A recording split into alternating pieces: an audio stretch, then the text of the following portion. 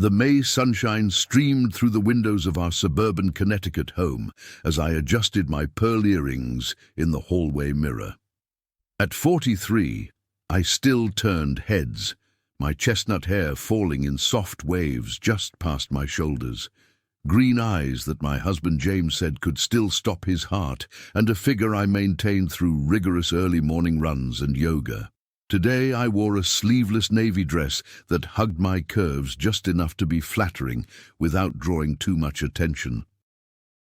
This was Amber's day, not mine. "Mom, have you seen my honor cords?" Amber's voice echoed down the staircase of our colonial-style home. "Check the garment bag, honey. I put everything together last night," I called back, my stomach fluttering with both pride and apprehension. My only daughter was graduating summa cum laude from Westfield High School today. In 3 months, she'd be leaving for Stanford University, clear across the country from our comfortable New England life. James appeared behind me, wrapping his arms around my waist. At 45, with salt and pepper hair and laugh lines that had deepened over our 20 years of marriage, he was still as handsome as the day we met in college. "You look beautiful, Elena," he murmured, kissing my neck. "Almost as beautiful as the day you graduated." I smiled at our reflection. "Flattery will get you everywhere, Mr. Sullivan." "That's what I'm counting on, Mrs. Sullivan." His tone was light, but I caught something else in his eyes, a shadow of worry that had been there for weeks now. "Everything okay?" I asked, turning to face him. He nodded quickly. "Just emotional. Our little girl is all grown up." Before I could press further, Amber bounded down the stairs in her bathrobe, her blonde hair still wrapped in a towel. At 18, she was the perfect blend of James and me, my green eyes and his golden hair, my determination and his easy charm.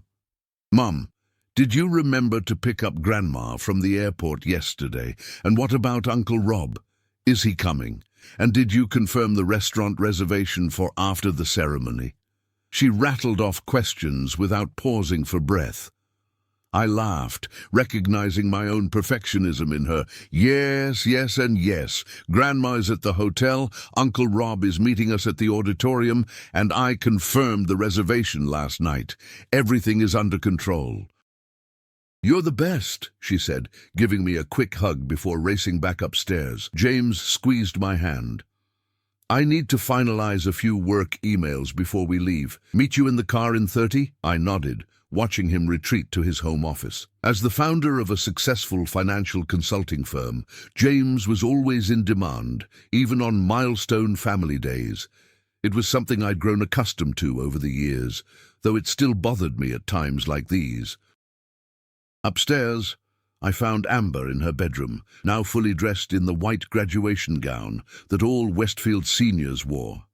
She was attempting to secure her cap with bobby pins. "Here, let me help," I offered, taking the cap from her hands. As I positioned it on her perfectly styled hair, I noticed something odd, a small bulge beneath the fabric on the underside of the cap. "What's this?" I asked, running my fingers along the lining. Amber stiffened. "It's nothing, Mum. Just some extra padding they put in these cheap caps." But I was already investigating, my fingers finding the edge of what felt like paper. "There's something tucked in here." "Mum, seriously, leave it alone," Amber snapped, her voice rising with unusual sharpness. "We're going to be late." Something in her tone made me pause. In 18 years of motherhood, I developed a sixth sense for when my daughter wasn't telling me the truth. "Amber, what's going on?" She snatched the cap from my hands. "Nothing! God, can you just stop being so controlling for once?" I stepped back, stung by her words. Amber and I had always been close, closer than most mothers and daughters, everyone said. We rarely fought, especially not like this. "I'm sorry," I said quietly. I didn't mean to pry. Her expression softened immediately, guilt replacing anger. "No, I'm sorry. I'm just stressed about the speech." As class valedictorian, she would be addressing the entire graduating class and their families. "You're going to be amazing," I assured her, pushing aside my concerns. "Your speech is perfect." She smiled tightly. "Thanks, Mom." Downstairs, James was waiting by the front door, car keys in hand. "My two favorite graduates," he said warmly, though I noticed his smile didn't quite reach his eyes. The drive to Westfield High was filled with Amber's nervous chatter about college plans and summer internships. From the passenger seat, I occasionally caught James's gaze in the rearview mirror as he looked at our daughter. There was something in his expression I couldn't quite place. Pride, certainly, but also something that looked almost like regret. At the school, we dropped Amber off at the gymnasium where the seniors were gathering before the ceremony. I hugged her tightly, inhaling the scent of her strawberry shampoo. "I'm so proud of you," I whispered. She hugged me back fiercely. "I love you, Mom," she said, her voice catching. "No matter what happens, remember that, okay?" Before I could ask what she meant, she was gone, swallowed by the sea of white gowns. "What was that about?" I asked James as we walked toward the auditorium. He shrugged, but I noticed his jaw tightening. Pre-graduation jitters, I guess. We found seats near the front, saving spots for James's mother and his brother Rob, who arrived moments later. The auditorium filled quickly with proud parents and relatives, the air buzzing with excitement and the occasional pop of a champagne bottle being opened discreetly. "She forgot her cap," James said suddenly, pointing to something on the ground near my feet. I looked down and saw Amber's graduation cap, the tassel hanging limply over the side. She must have dropped it in her hurry. I picked it up, intending to bring it to her before the ceremony started, when I felt that same strange bulge underneath. "I'll be right back," I told James, standing up. "I need to get this to Amber." But instead of heading toward the gymnasium, I slipped into a quiet hallway, my curiosity getting the better of me. The memory of Amber's unusual reaction earlier nagged at me. What was she hiding? Carefully, I turned the cap over and examined the lining. There was indeed something tucked inside, a folded piece of paper that had been meticulously sewn into the fabric. With trembling fingers, I worked at the loose thread until the paper came free. It was a letter, written in Amber's neat handwriting on Westfield High School stationery. I knew I should stop, that I should respect my daughter's privacy, but something compelled me to unfold it and read the first line. "To whoever finds this after the ceremony, my name is Amber Sullivan, and by the time you read this, I will have exposed the truth about Westfield High School's darkest secret and the role my own father played in covering it up." My heart stopped. I read the line again, certain I had misunderstood, but the words remained unchanged, stark and accusing on the page. What secret? And what did James have to do with it? The sound of the processional music starting in the auditorium barely registered as I continued reading, each word feeling like a physical blow.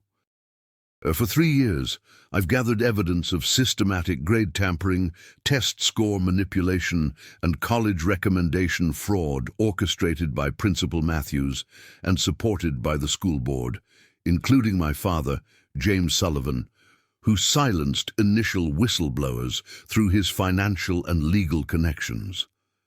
The letter went on, detailing dates, meetings, and specific instances of corruption, all meticulously documented. According to Amber, Westfield's nationally recognized academic excellence was built on a foundation of lies. Students from wealthy families like ours received preferential treatment, while others were deliberately held back to maintain the school's elite status. And James had helped cover it all up. The final paragraph made my blood run cold. Today, during my valedictorian speech, I will reveal everything, including the attached USB drive containing all evidence. I know this will destroy my family's reputation and possibly send my father to prison, but I cannot live with this lie anymore. I'm sorry, Mom. I hope someday you'll understand why I had to do this.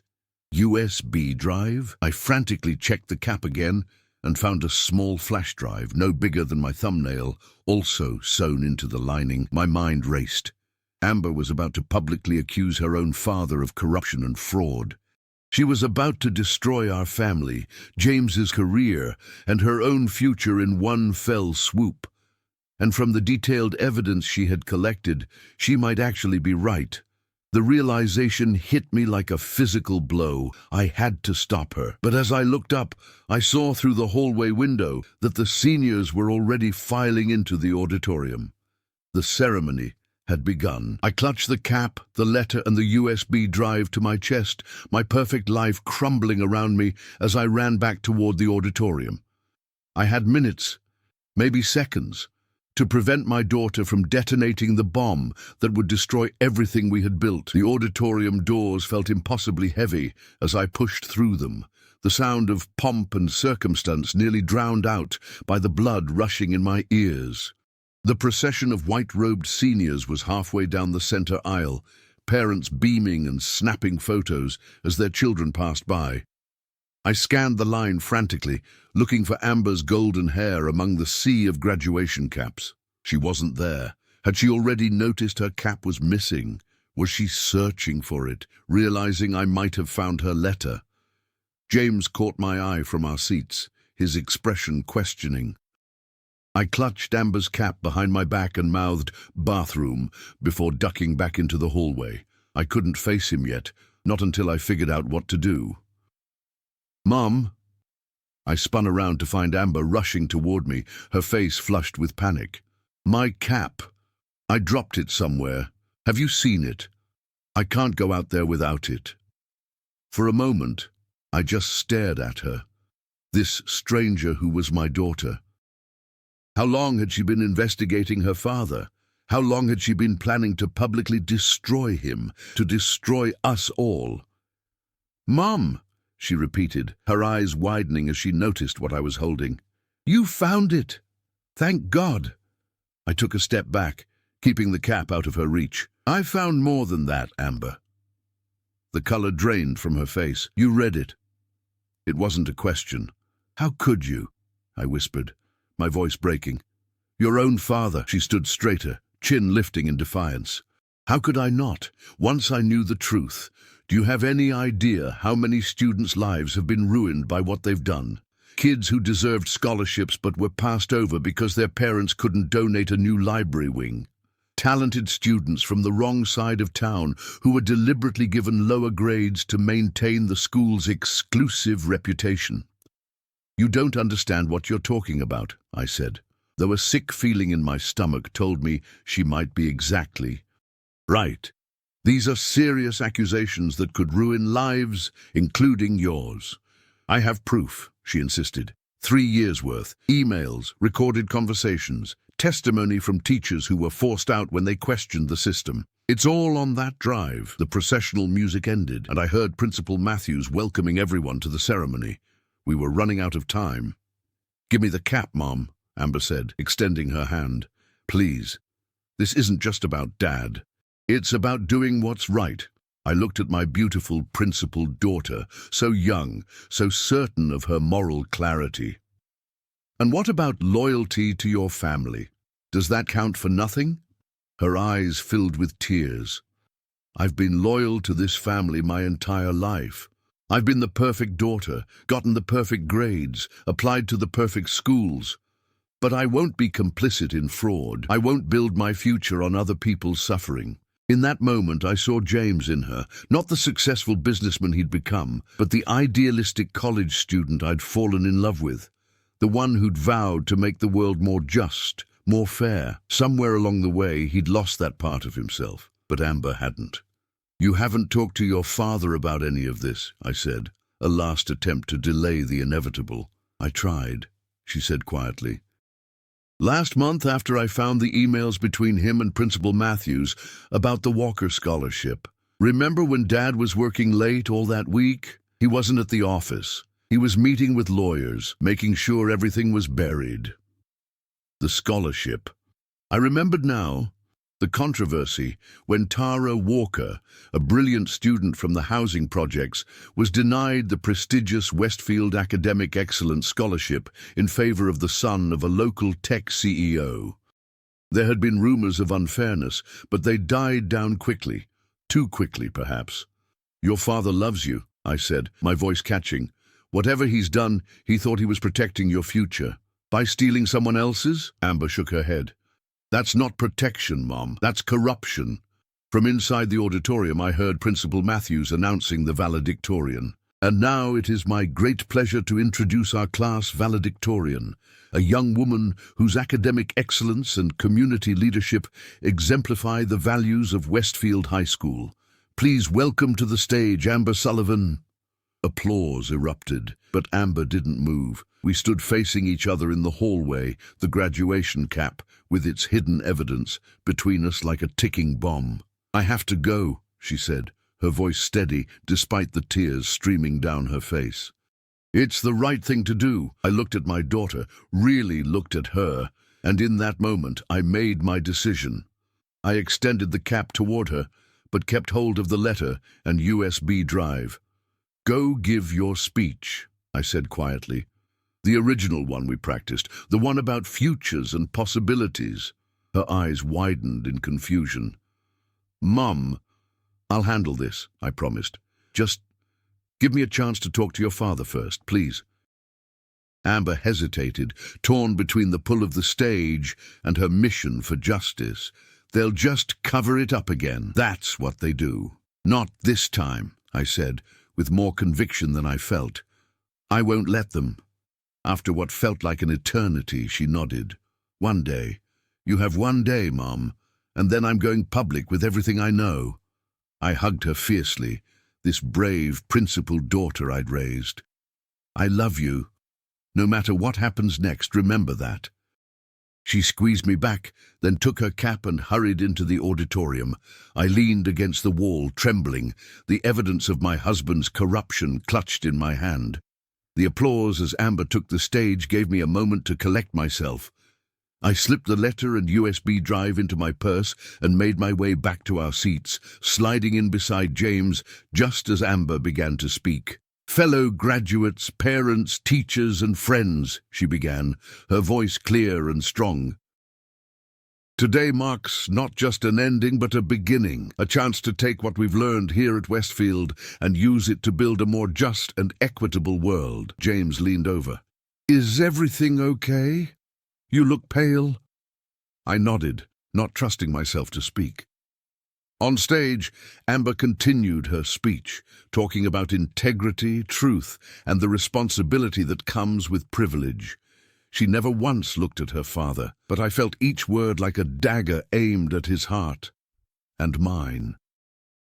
How had we raised such a courageous daughter while becoming such compromised people ourselves? As Amber concluded to thunderous applause, I studied James's face. He was smiling, clapping proudly, with no idea that his world was about to implode, no idea that his own daughter had uncovered his corruption, no idea that his wife now knew everything. The rest of the ceremony passed in a blur. I watched mechanically as Amber crossed the stage to receive her diploma, as her friends hugged and cheered, as parents snapped photos and dabbed at proud tears. All the while, the weight of what I'd discovered pressed on my chest like a stone. After the ceremony, we gathered outside on the school lawn for photos. Amber posed beside James, her smile tight but convincing. Only I could see the tension in her shoulders, the accusation in her eyes when she looked at her father. I'm so proud of you, sweetheart, James said, hugging her. That speech was remarkable. Thanks, Dad, she replied, her voice flat. I meant every word. James's mother suggested we take a family photo by the oak tree where James had carved his initials as a senior. As we walked across the lawn, Amber fell into step beside me. Did you look at the evidence? She whispered. I nodded slightly. Not yet, but I will. Tonight, she insisted, and then we talk, all of us. Before I could respond, James called for us to hurry. The photographer was waiting. We posed beneath the ancient oak, smiling as if our world wasn't fracturing beneath our feet.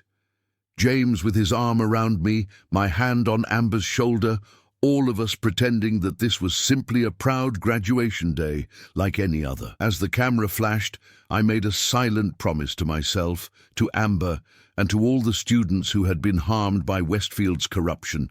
the truth would come out. If what Amber had discovered was real, and deep down I knew it was, then justice would be served, regardless of the personal cost. The celebration lunch that followed was excruciating. I picked at my salmon, while James regaled his mother and brother with stories of Amber's academic achievements.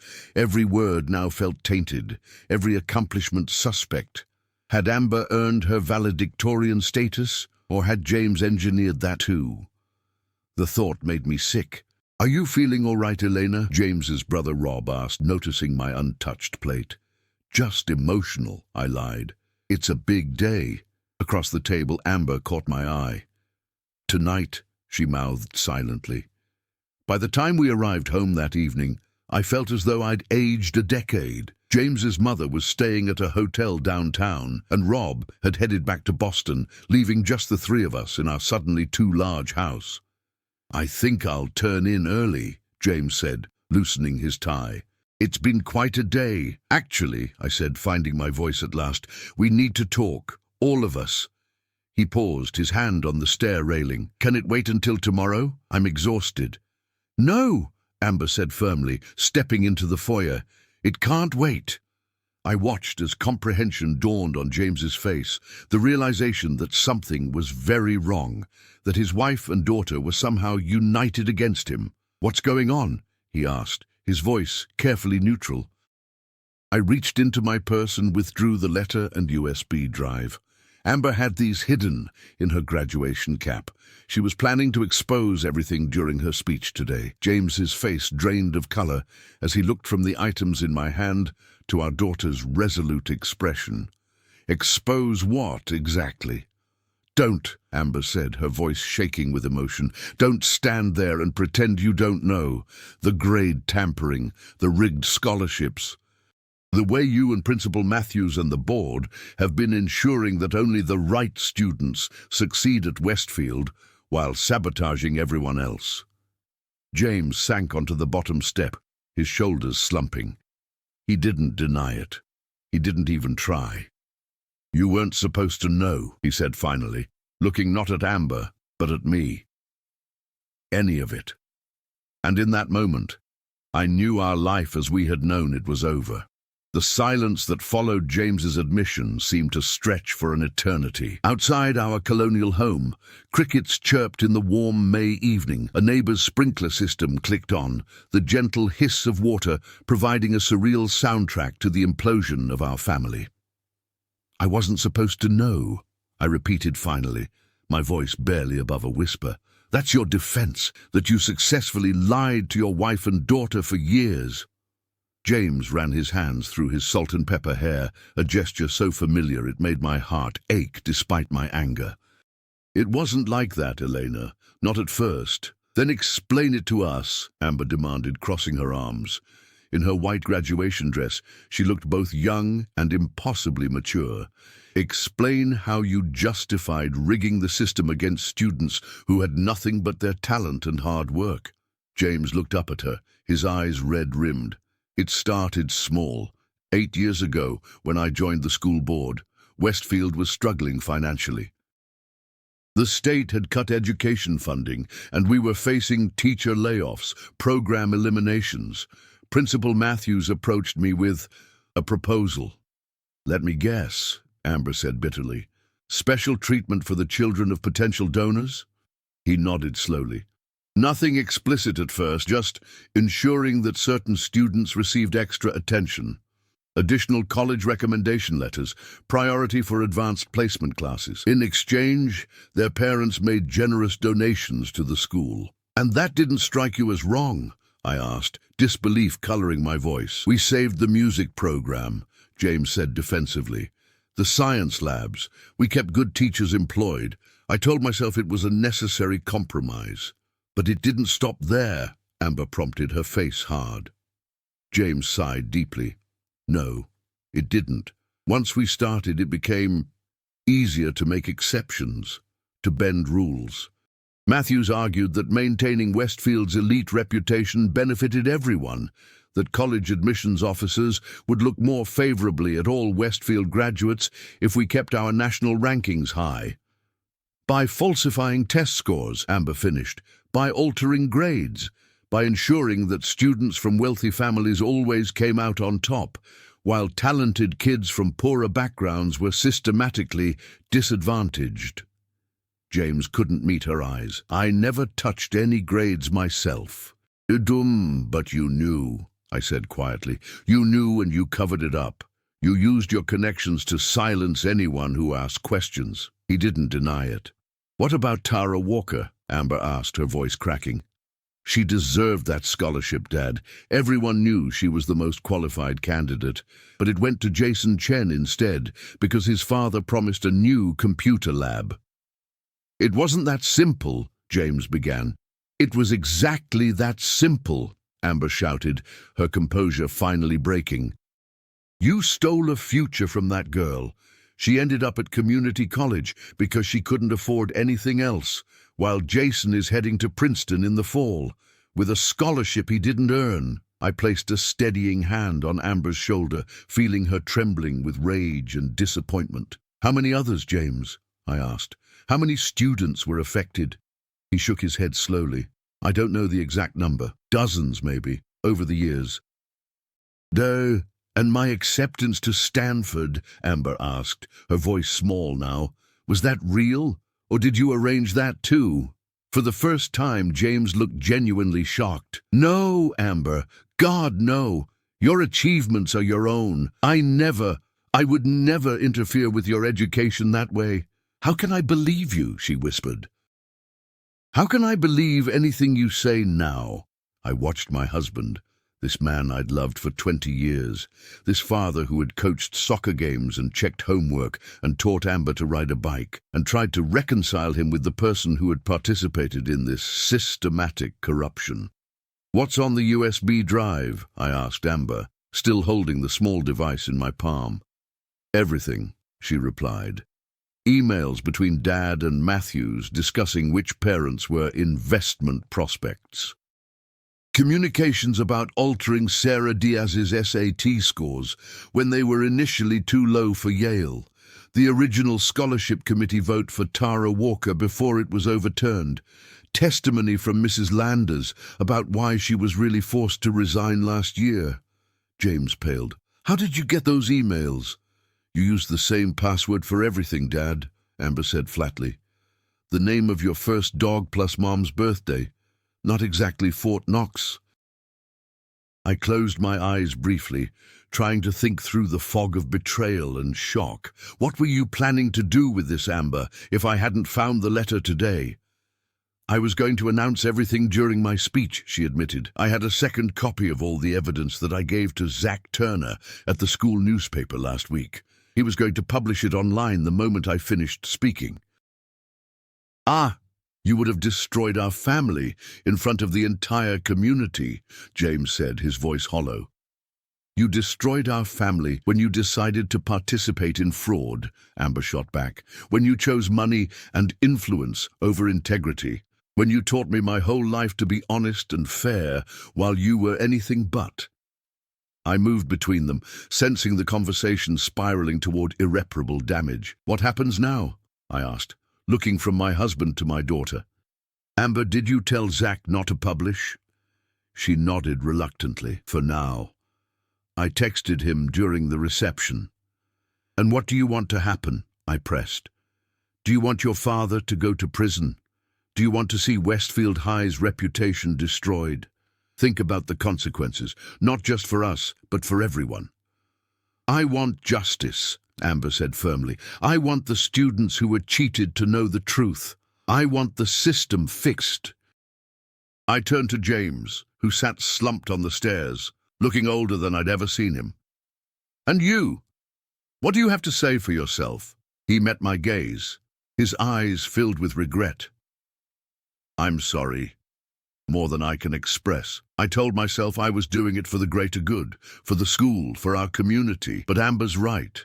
Somewhere along the way, I lost sight of what really matters. Sorry doesn't fix this, Amber said. No, James agreed quietly. It doesn't, but maybe I can. He stood up slowly, straightening his shoulders. I'll resign from the board tomorrow.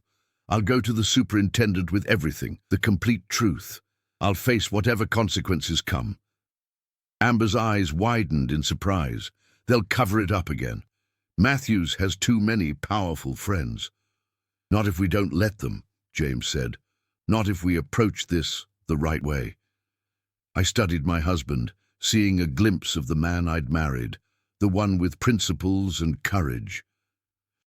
"What are you suggesting? A controlled disclosure," he said. "Not a public spectacle that destroys the school and everyone associated with it, but a formal investigation. Bring in the State Education Board. Make systemic changes." "And the students who were harmed?" Amber challenged. "What about them?" "Restitution," James said firmly.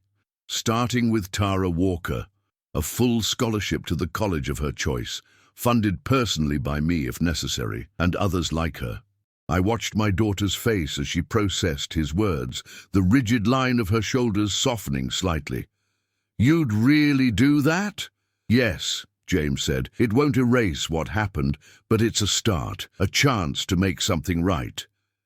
I reached for Amber's hand, then James's, bringing the three of us into a circle in our foyer. "We do this together," I said. "As a family. No more secrets, no more lies." "I need time," Amber said, pulling her hand away. "I can't just forgive and forget." "I'm not asking you to," James said gently. "I'm asking for a chance to show you that people can change, that I can make amends." She nodded stiffly. "One day at a time." That night, after Amber had retreated to her room, I sat with James on our back porch, the weight of the day's revelations hanging between us like a physical presence. "I thought I was protecting her future," he said finally, staring out at the manicured lawn that symbolized our perfect suburban life. "Protecting yours. Making sure Amber had every advantage, every opportunity. She never needed unfair advantages," I said. "She would have succeeded on her own merits." "I know that now," he admitted. "I lost perspective, Elena. The more successful my business became, the more I believed that everything in life could be negotiated, managed, controlled, including Westfield." I studied his profile in the soft porch light, the face I'd woken up to for 20 years. "I don't know if I can trust you again," I said honestly. "I don't know what that means for us." He nodded, accepting my words without defense. "I wouldn't blame you if you left." "I'm not making any decisions tonight," I said. "We have more important things to focus on right now. Making this right for the students who were harmed, supporting Amber through this, facing the consequences." "Whatever happens," James said, his voice breaking, "I want you to know that I love you. That hasn't changed, even if everything else has." I didn't respond, couldn't. The future that had seemed so certain just hours ago, retirement in a few years, holidays with Amber home from college, the comfortable rhythm of our established life, now stretched before me like uncharted territory. The next morning, James was gone before I woke up. A note on the kitchen counter explained that he'd gone to meet with his lawyer, then would be heading to the superintendent's office. "I'm keeping my promise," he'd written. "I love you both." Amber emerged from her room around noon, her eyes red from crying. "Did Dad really go to the superintendent?" she asked. I nodded, sliding a cup of coffee toward her. "He did." She sat at our kitchen island, turning the mug in her hands. "I never thought he'd actually do it. Your father made terrible mistakes," I said carefully. "But he's still the man who taught you to stand up for what's right." "Maybe he's finding his way back to that person." "I kept thinking about what you said yesterday," Amber admitted, "about loyalty to family. I felt like such a hypocrite, preaching about integrity in my speech while preparing to publicly humiliate my own father." "You were trying to do what you thought was right," I reassured her, "just like you're doing now, giving him a chance to make amends a different way." She looked up at me, her green eyes, so like mine, filled with uncertainty. "What happens to us now, Mom? To our family?" I came around the island and put my arms around her. this remarkable young woman who had the courage to stand up for her principles even when it cost her dearly. "We rebuild," I said simply, "day by day, truth by truth." James returned late that afternoon, looking exhausted but somehow lighter. The superintendent had agreed to a formal investigation. Matthews was being placed on administrative leave. A review of all scholarship awards and grade alterations over the past 8 years would begin immediately. "It's going to get ugly," he warned us. "My name will be in the papers. People we thought were friends will turn against us." "Let them," I said, surprising myself with my fierceness.